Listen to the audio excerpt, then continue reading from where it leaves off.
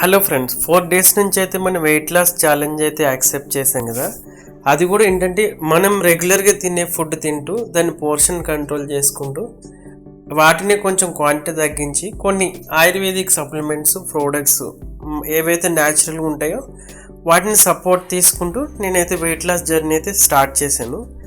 4 డేస్లో ఏమైందంటే 58 to 57.25 ఇట్లా ఫ్లక్చుయేట్, ఇట్లా 4 డేస్లో ఒక 500 grams తగ్గాను. మామూలుగా ఇదంటే ఐడియల్ వెయిట్ నాకు, ఇంకా కొంచెం తగ్గాలి, అట్లీస్ట్ 55కి రావాలి అనేది పెట్టుకున్నాను అనమాట. ఇప్పుడు అంటే హైట్ ప్రకారం ఇట్లా ఉంటుంది, నా హైట్ వచ్చేసి 5.4 ఉంటుంది కాబట్టి అట్లీస్ట్ 54 to 55 kgs ఉన్నవాళ్ళు ఐడియల్ వెయిట్ అంటే. ఇప్పుడు 5.6 ఉన్నవాళ్ళు 60 kgs వరకు ఉండొచ్చు.